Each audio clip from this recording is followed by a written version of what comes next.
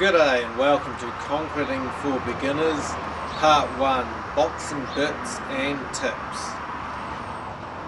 Now for those of you who don't know me, or those of you who know me from my other videos, or those of you who've known me all my life, I'm Jack of all trades, master of none. Now have you ever wanted to build a garden path but you've just felt you've lacked the skill and the knowledge? Well, I'm going to show you step by step on how to make a garden path like this one here. Now if you like the smooth surface and you like this very type of path that I've built, then you're in luck, because I'm going to show you how to build this very exact path that I'm standing on here today. Right, now this is about as basic as it gets when doing concrete. It's really just an extension of this pre-existing path here, and realistically it is really a one-man job. One man can tackle it, so it is ideal for the beginner. Right, now what my intention is to do here is a continuation of this path along here, and what I've done, as you can see, I've dug out down to about the thickness of what I'd like the path to be, which is about 5 inches in my case. And I've also dug staggered pile holes just to support the concrete path, just to help stop it sagging. Now when you dig the pile holes, go down to what's known as builder's gold. It's hard clay. Well, builder's gold is clay probably, but real hard clay is good, you know, like 24 karat stuff really. So go down to good hard builder's gold, and that'll give a good solid foundation for the bottom of the pile.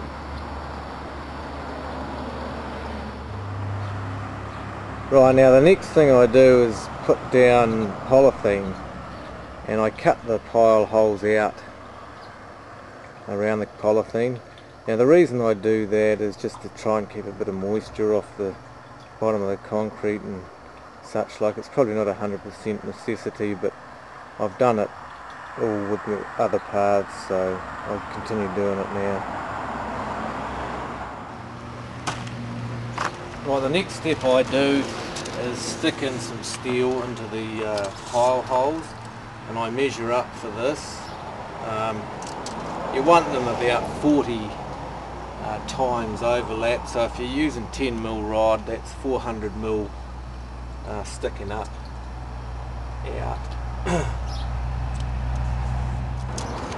Now measure them off chairs. These are rebar chairs to keep the rebar off the ground. You don't want the rebar sitting right into the ground, or it'll rust and it'll swell up to about twice its diameter or more and split your concrete. So you always want to keep your rebar off the ground, and there's no better way to do it than these plastic rebar chairs.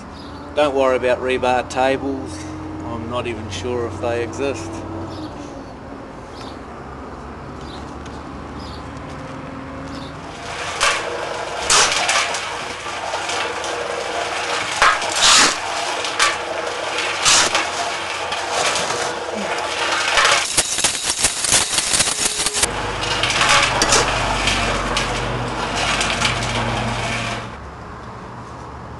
Okay, well now's the time to think about putting in provisions for future amenities.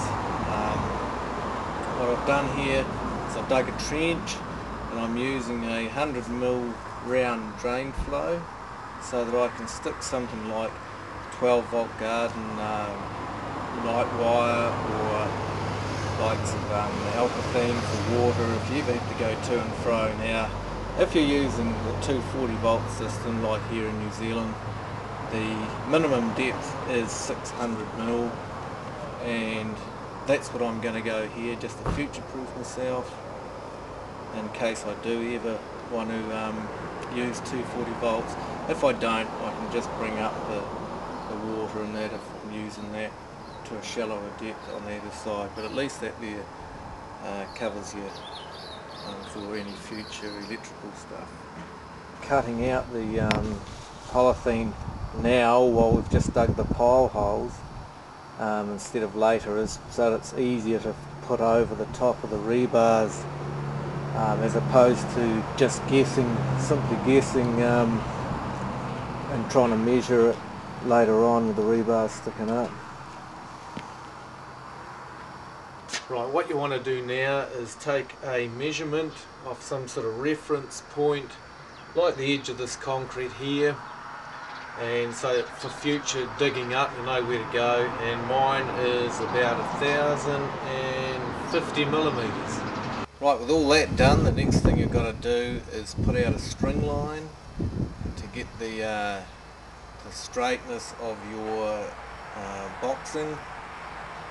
And I've just run a string line down the crease of this, the crack of this, on the side of this other pre-existing concrete part, and just continued it along, and that way it should be nice and straight.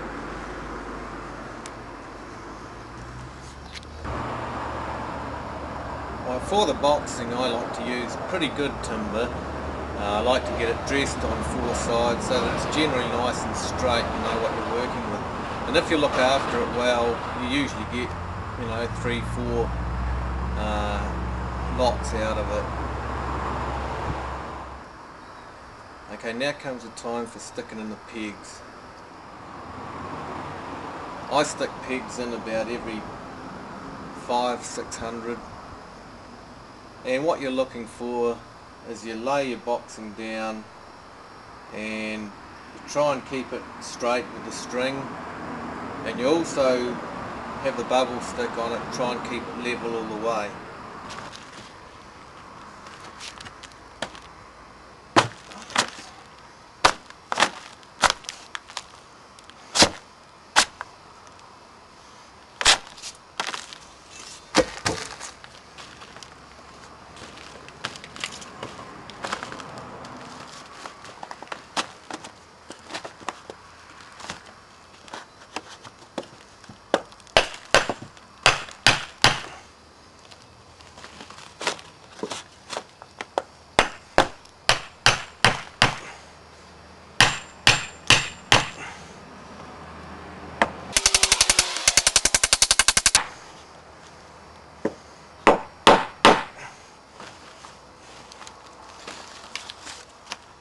Now the secret is to get these pegs below the top of the boxing, because when you go to screed off, anything sticking up is going to end up getting in the road, and it's going to be a proper pain.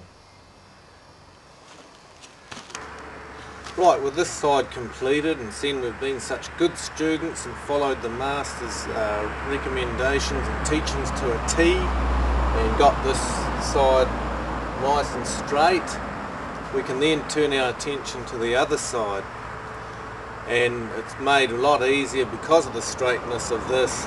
We just need to measure, in my case it's 900 across, 900 wide path, measure 900 across from your existing boxing, and you don't have to worry about string lines, and that should have it nice and parallel.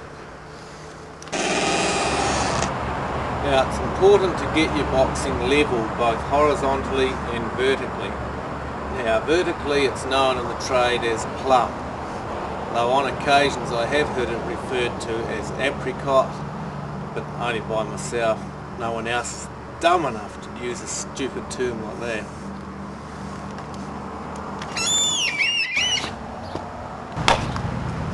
Start by knocking in your first peg.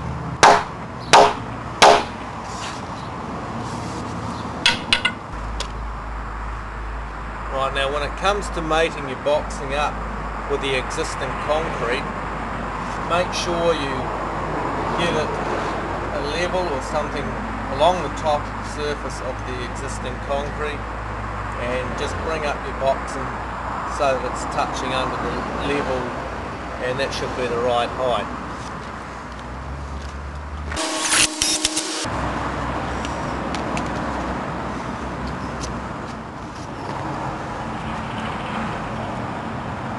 So stick another peg in a wee ways away with the bracing off.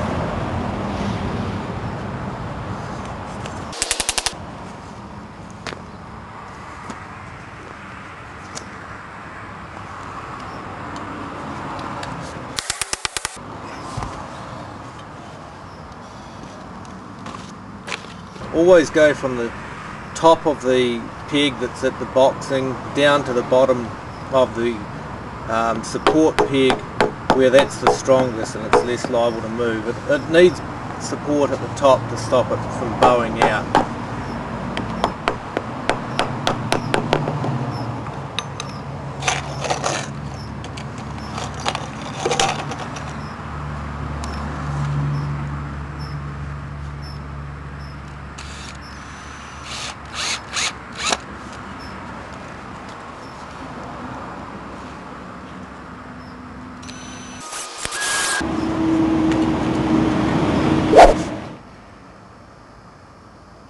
Well, this boxing's straight up and down, which is great, it's perfect, but we certainly don't want it any more perfect. If it was any more perfect than that, it would be imperfect. I'm always a fan of having the top coming out slightly, a couple of mil or something,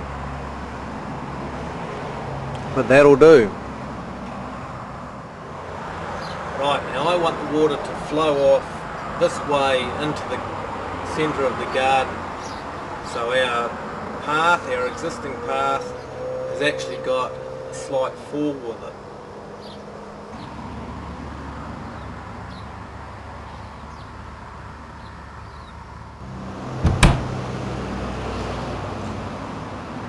Right, now I've just hammered in my final peg for this section of boxing.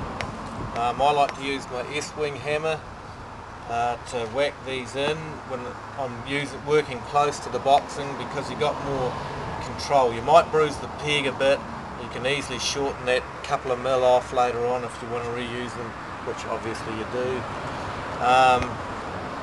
It's always about checking, making sure that's still level, making sure it's of the right height, and of course, equally as important, making sure that it's still got your 900 gap, which I have.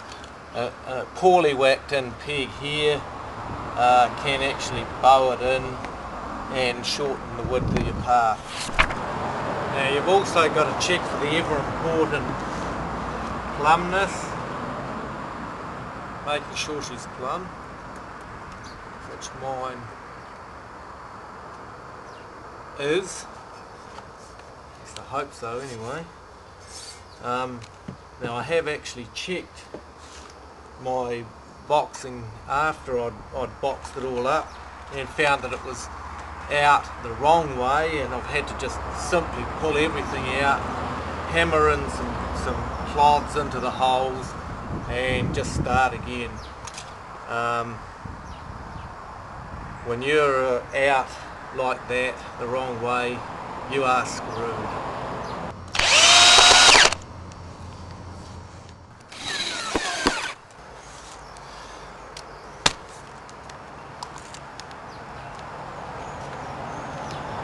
Now I personally like to use screws for attaching, fixing my boxing, as opposed to 3-inch nails and a hammer, merely because they're more gentler and they don't whack it around like you do with a hammer and distort all your boxing potentially.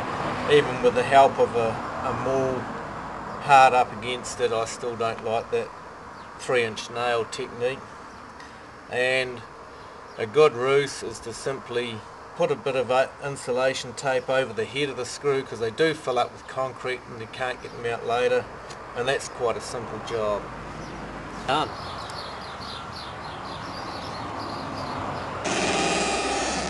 Right, with all that done, I'm now going to concentrate on putting in my stop end. And now for that I'm going to use a bevel.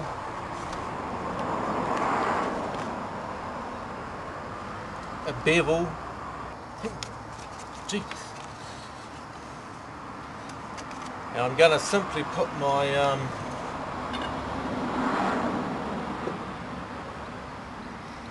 bubble stick, or stick with the bubbles in it, across there. I'm going to use a bevel merely because I've got such quite a taper out in my favour, I hope, and I'm going to want to make a reasonable job of the stop end, so I'll just simply put my bevel in here and adjust it up so that I can get the right angle.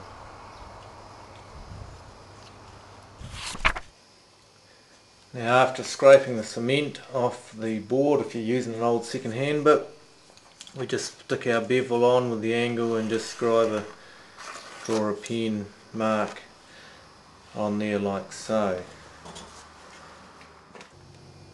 And then after simply just adjusting the saw to the right angle, we're then ready to cut.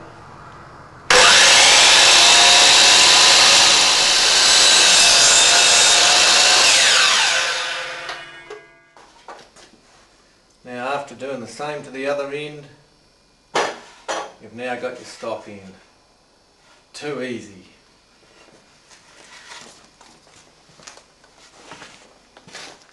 Now what we do here is we just take our stop end and we just stick it in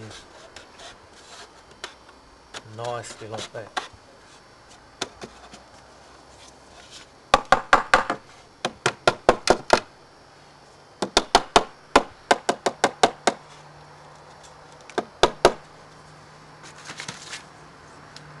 Take our square and just make sure it's squared, which is pretty good here. Outside, pretty good. And just make sure it's level at the edges there. Bung your screws in the usual fashion.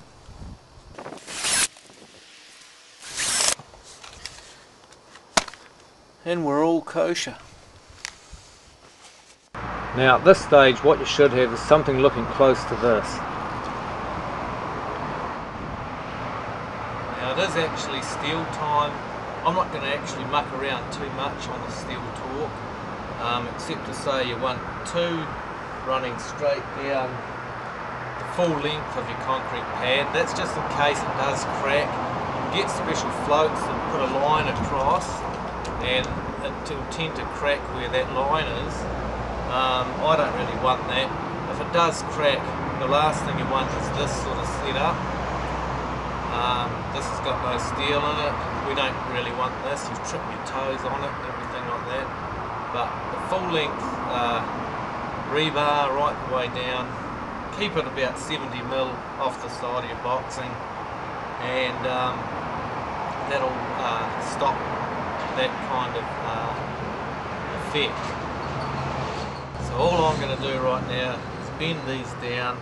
I'll put several cross braces across and have full length rebar, and that's pretty much about it. Keep it about mid-height. You don't want it too shallow, you don't want it too deep. About mid-height's nice in the middle of the concrete. What I do to tie the steel, so just bend the wire ties in half, give them a wee nip at the back,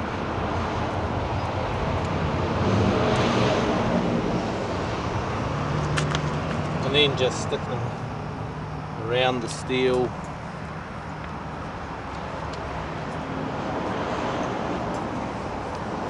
Twist them, give them a wee haunch,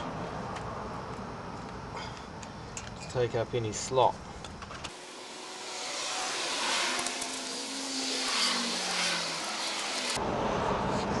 Done. Now when you're finished with it, you should end up with something like this.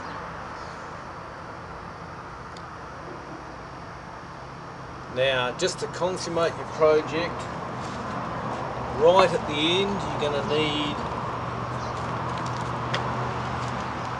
a reference point for your screeding, because you're not going to have a screed long enough go from that end to that end. Now you want to get yourself a nice, reasonably sturdy, straight board, which this is. Cut it to the width of your path. Now if in this case it's actually a little bit short, don't go fully home with your screws. Don't screw them fully in, otherwise you'll compress the boxing and you'll float all your concrete off, etc. When you release the screws to pull this out, you're going to end up with the boxing going out and your concrete sinking and all sorts of catastrophic disasters. So only just take them up at the most. You don't even have to do that. Just put a couple of screws in either end and that'll just hold it straight, as long as you've got it flush off the top of the boxing here. Well, that's about all there is for boxing up the concrete path and tying the steel. I do hope you've enjoyed the video and you've learnt something from it that you can use in your own garden. And be sure to watch my next video, Concreting for Beginners, Concrete Chaos, as we actually pour the concrete. Thanks for watching.